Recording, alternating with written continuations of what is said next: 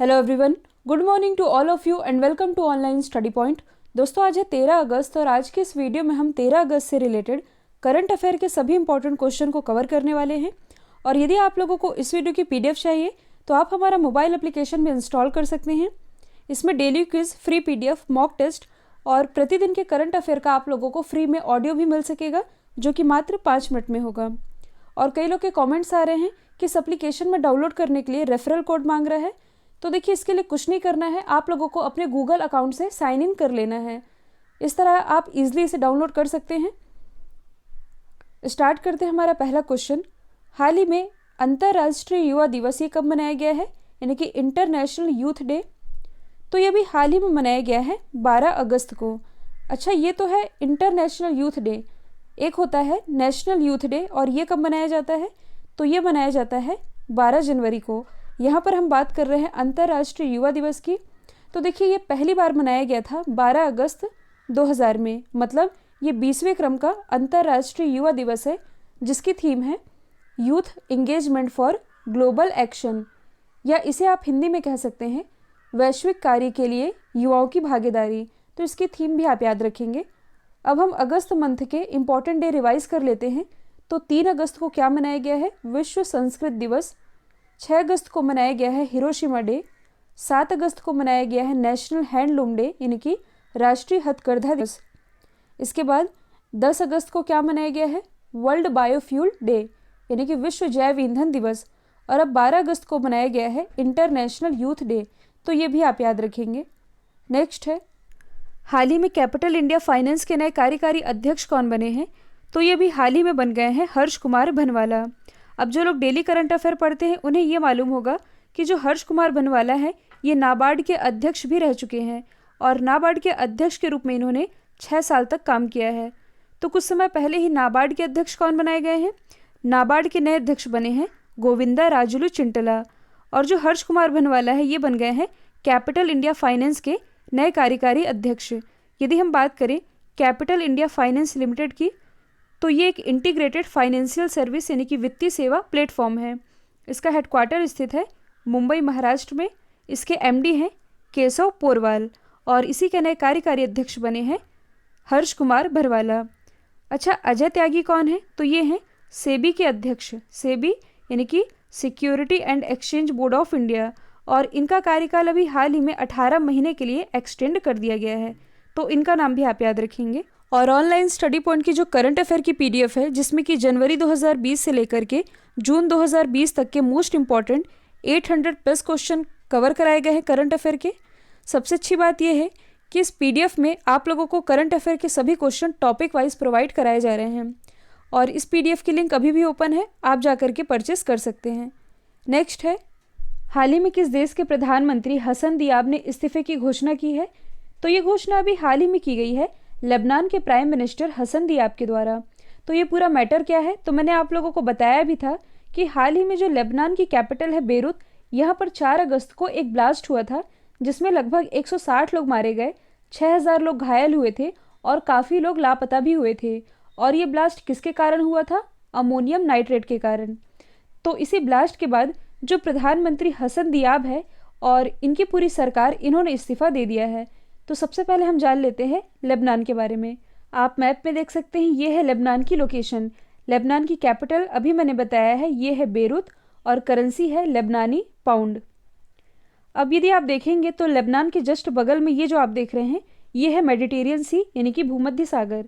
तो लेबनान ये एक ऐसा देश है जिसकी सीमा भूमध्य सागर से लगती है। हालांकि और भी देश हैं, लेकिन यहाँ पर लेबनान का डिस्कशन आया है, तो इस कंट्री का नाम आप याद रख सकते हैं।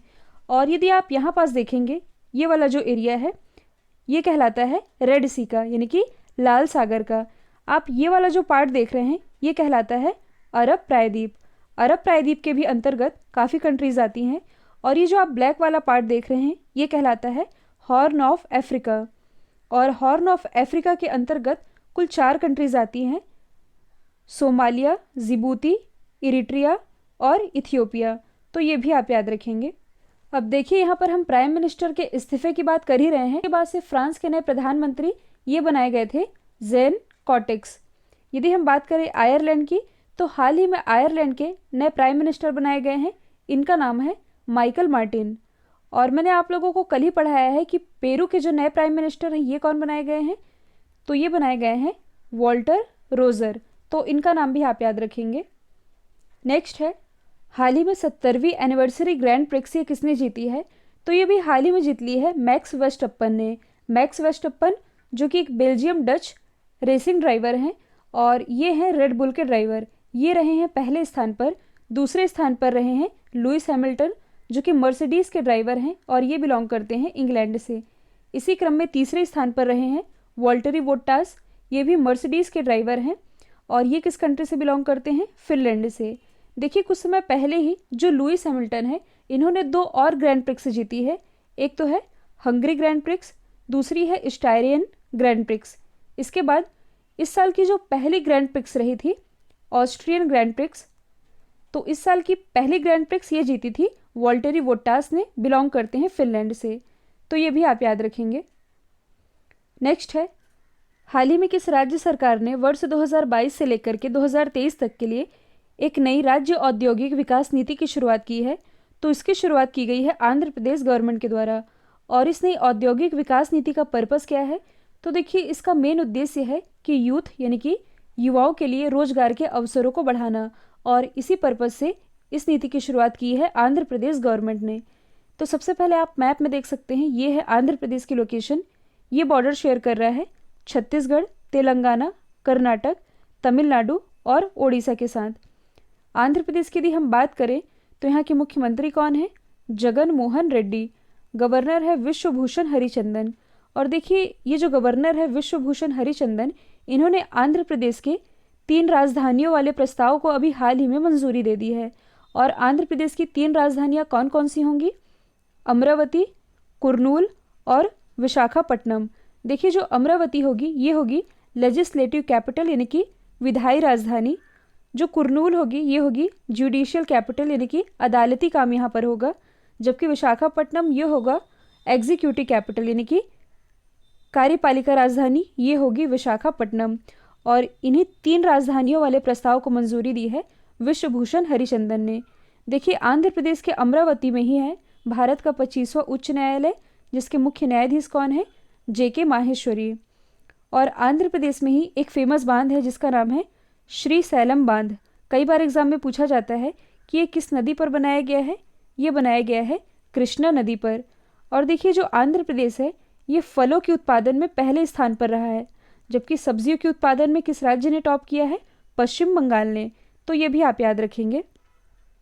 नेक्स्ट है, दुनिया का पहला ऐसा देश कौन सा है जिसने कोरोना वैक्सीन को तैयार कर लिया है, तो ये बन गया है रशिया। और ये देश वैक्सीन के कारण काफ़ी समय से चर्चे में भी है।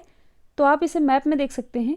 यदि हम बात करें रशिया की, तो इसका कुछ हिस्सा एशिया महाद्वीप में भी आता है और कुछ हिस्सा आता है यूरोप महाद्वीप में भी।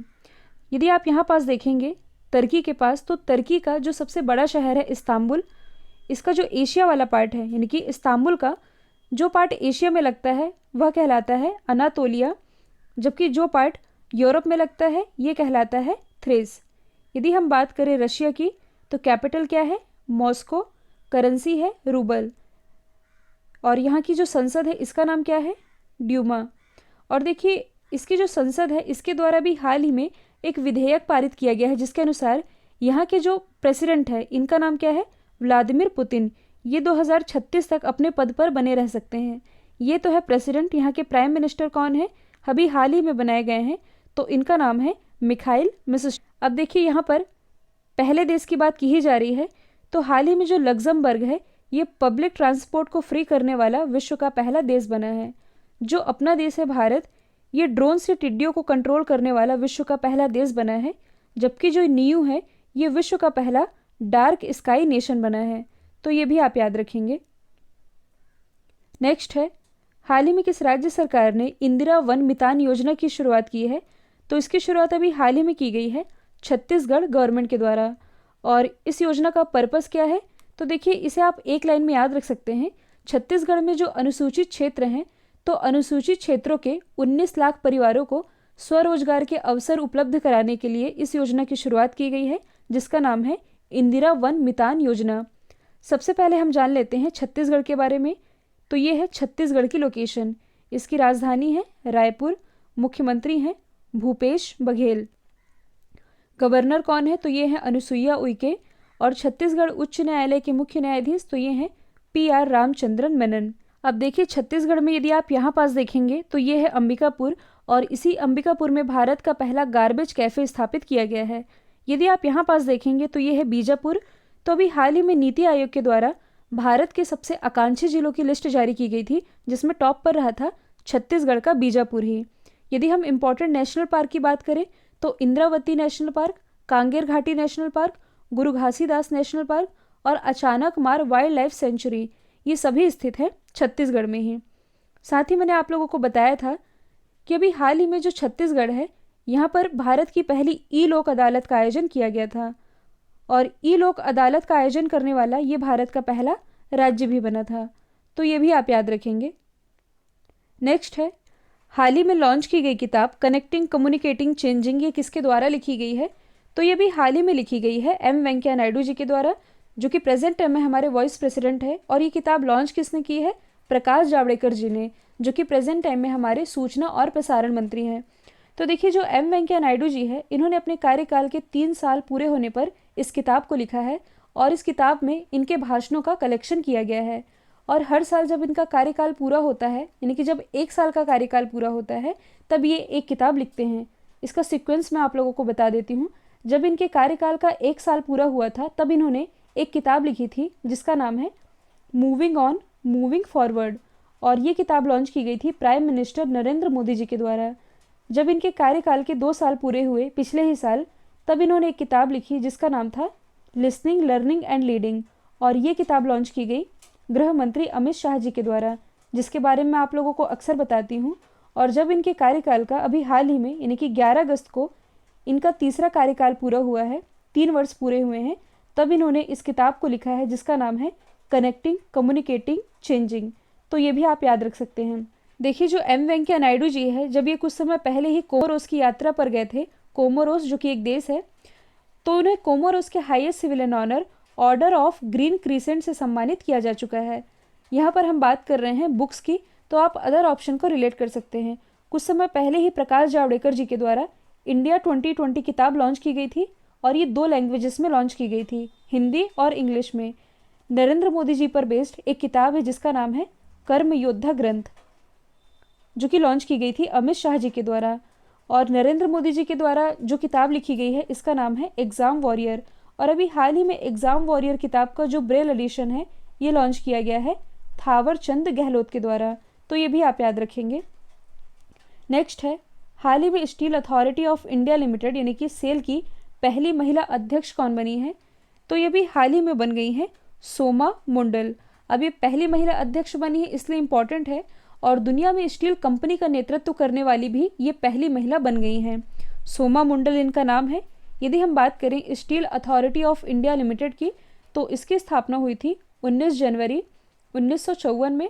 हेडक्वार्टर स्थित है नई दिल्ली में। मैंने आप लोगों को बताया भी था कि जो कंपनियां होती हैं ये 3 प्रकार की होती हैं, मिनी रत्न कंपनी, नवरत्न कंपनी और महारत्न कंपनी।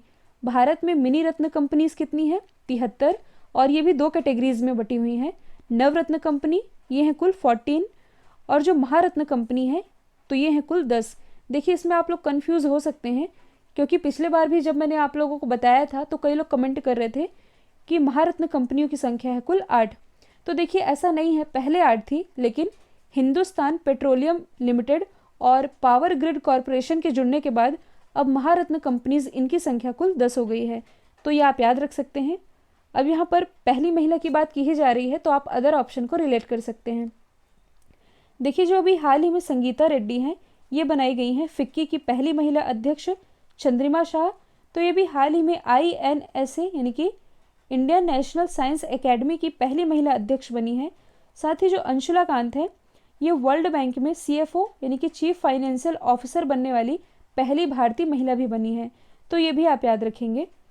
नेक्स्ट है हाल ही में फॉर्च्यून ग्लोबल की लिस्ट में टॉप 100 में शामिल एकमात्र भारतीय कंपनी कौन बनी है? देखिए यहाँ पर टाइपिंग मिस्टेक है, इसे मैं मॉडिफाई कर दूंगी।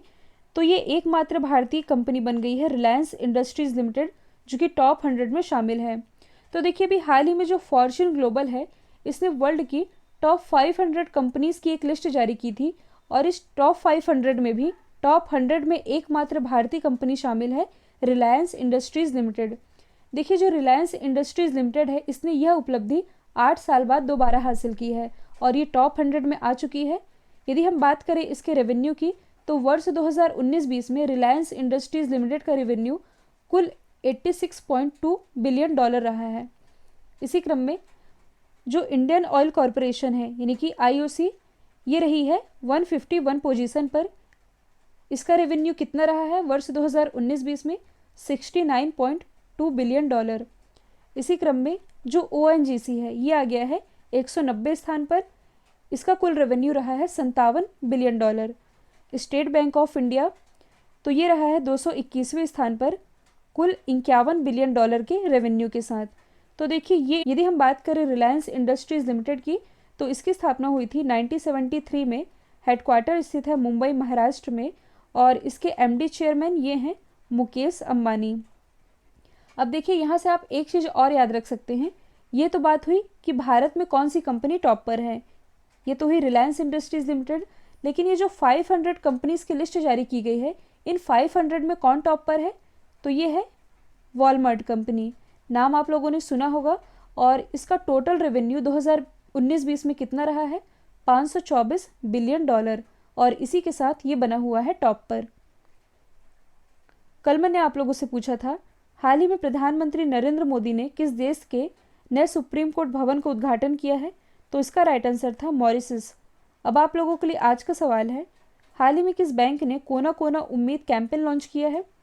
क्वेश्चन थोड़ा पुराना है, यदि आप लोगों को याद होगा तो आंसर कमेंट बॉक्स में दीजिएगा और इस वीडियो को एटलीस्ट एक लाइक तो आप कर ही सकते हैं और एक शेयर भी ज़रूर कीजिएगा।